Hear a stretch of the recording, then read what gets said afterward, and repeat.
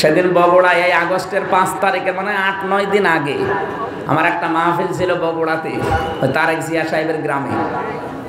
আমি স্টেজ থেকে নামতে পারি নাই, দেখছি প্রায় 22-23 জন পুলিশ আমার এসে তাড়াতে তাড়াতে মাঠের ভেতর দিয়ে ধানের খেতে প্রায় 1-1.5 কিলো 2 কিলো খালি তাড়িয়েছে। ধরতে পারিনি, কারণ আমি পোশাক খুলে পালিয়েছি। পরবর্তীতে আমার গাড়িটা আটক করেছিল ড্রাইভার সহ, মাওলানা আব্দুল বারী ভাই ছিল। নিয়ে বলছে যে টাকা না দিলে গাড়ি ছাড়বো না। ও বাড়ি ভাই তো বগুড়ায় বাড়ি, নাটোরে বাড়ি, বগুড়ার জামাই। ওই যে বজলুর রশিদ আছে না, মাওলানা মুফতি বজলুর রশিদ মিয়া, ওনার জামাই। ও এদিক ওদিক করে ধার কবজা করে 1,13,000 টাকা দিয়েছে। ওর চাইছিল 1.5 লাখ, বসিয়ে বসিয়ে 1,13,000 দিয়েছে। ও নিয়ে গাড়ি ছেড়ে দিয়েছে।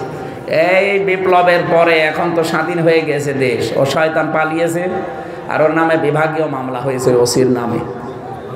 আমি এই যে রংপুর মাহফিল করার পরে সিরাজগঞ্জ গোল চত্বরে বসে আছি, হঠাৎ দেখি ওই ওসি এসে বলছে, আসসালামু আলাইকুম হুজুর। কে আপনি? বলছে আমি সেই ওসি আজাদ। আরে ভাই আপনারাই খুঁজতেছি, এদিকে আসে। এদিকে আসে কি আপনি এখানে কি? বলছে আমি খবর পেয়েছি যে আপনি রাস্তা দিয়ে যাবেন, আমি সেই কক্সবাজার থেকে চলে এসেছি কালকে, এসে এখানে বসে আছি। আমার এক বন্ধু আছে, আপনি আমারে মাফ করে দেন, আর আমার নামে কোনো বরদোয়া করবেন না।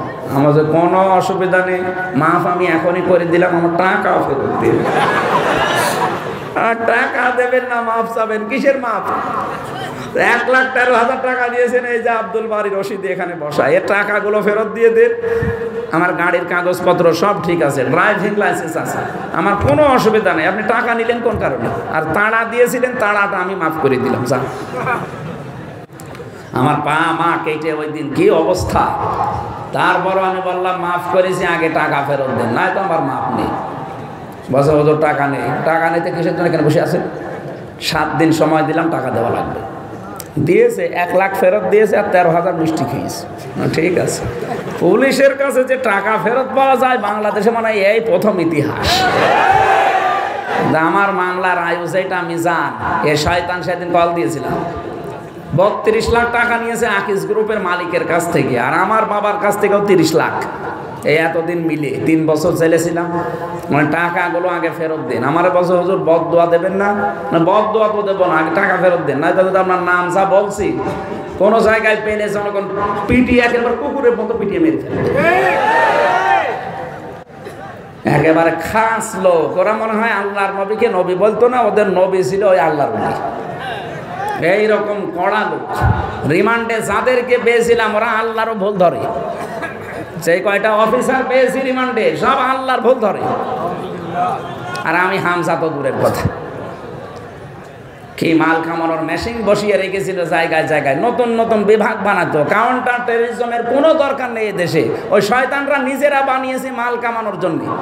এরকম হুজুর ধরে নিয়ে যেত, বলছে 5-7 দিন 10 দিন 1 মাস 2 মাস রাখার পরে দাড়ি গোপ বড় হয়ে যেত, বলছে ওরে আমরা পেয়েছি অমুক জঙ্গলে। পুরাটা মিথ্যা কথা।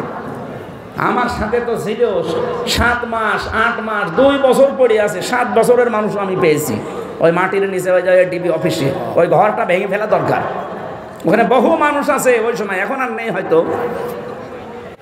ওই শয়তানরা ওখানে নিয়েছে 24 ঘন্টা তালা লাগিয়ে রাখতো। আপনার দাড়ি গোপ তো কাটতে দেয় না, চোল মোছে যে নখ এত বড় বড় হয়ে যায়। 2 বছর 5 বছর 7 বছর পড়ে আছি, কেউ জানে না। সকালবেলা একটু ছোলা দেয়, আর দুপুরবেলা একটু হাফ বাটি ভাত দেয়, মনে হচ্ছে কেউ মাখিয়ে দিস, খেলে খান না খেলে ফেলে দেন। আপনি যে রোজা রাখবেন, ইফতারি করবেন, কয়টা বাজে আপনি তো জানেন না। এখন কি দিন না রাত তাও জানেন না। এটা যে কোন বছর কোন মাস, এটা কি বার চলছে, এখন যে কয়টা বাজে আপনি কিচ্ছু জানেন না। যে রোজা রাখবেন কখন, আজানও তো শোনা যায় না।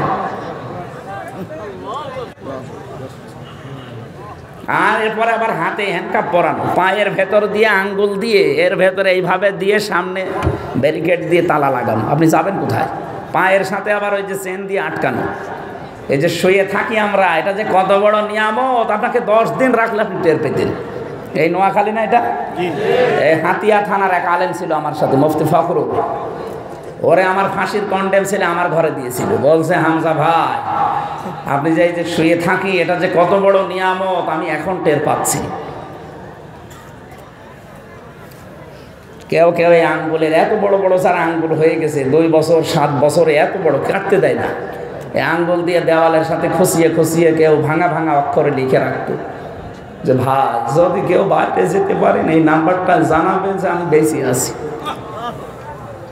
আর আপনি এখনো জালেমের পক্ষে সাফাই গান যে কি করেছে ববু আমার পালিয়ে যাওয়া লাগলো, কি করেছে মানে ওরে জবাই করার দরকার শয়তান। ও আয়না ঘরের নামে যা করেছে ওরে 10 মাস জবাই করলো শেষ হবে না।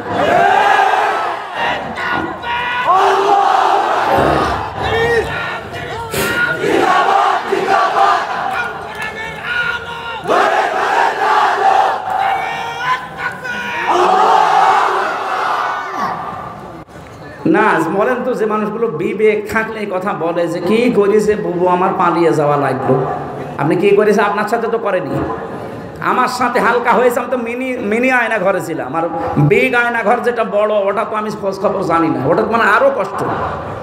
মিনিটাই যদি এরকম ঝামেলা হয়, সারা রাত ধরে দেখতাম পিটাতো, সারা রাত একটা মানুষকে 3-4 জন মিলে পিটাচ্ছে, খালি মিথ্যা কথা বলাবে তারে দিয়ে। আমার 10 দিন রিমান্ডে একাধারে শুধু বলেছিল এই কথাগুলো বলা লাগবে আকিস গ্রুপের বিরুদ্ধে আর জামাত ইসলামের বিরুদ্ধে, যদি না বলেন আপনার বউ আমরা তুলে নিয়ে আসবো। কি রাম রাজত্ব পেয়েছিল দেশটা, আল্লাহ এমনি ধরেছে জালেমদের, ওদের গোনা পোড়াপুরি একেবারে ছাপিয়ে গেছে। মানে এত পাপ করেছে যে পাপ রাখার আর জায়গা নেই, কি করবে আল্লাহ তখন ধরেছে। আমার মেয়েটা এখনো পর্যন্ত আমার সাথে কথা বলে না ভালো করে, কারণ ও আমার চেনে না। আমার মেয়ে আমি 7 মাস রেখে এসেছিলাম, 3 বছর পরে আমি ওরে দেখলাম, ওর বয়স এখন 4 বছর, ও এখনো পর্যন্ত স্বাভাবিক না, ও আমারে চেনে না, আমারও ওর প্রতি সেরকম মায়া নেই, কারণ ওর তো আমি দেখিনি। আর শয়তানরা এখনো সাফাই গাছে কি করেছি। তোর বাপ যদি এরকম 10 বছর 14 বছর এরকম আয়না ঘরে থাকতো তুই টের পেতিস।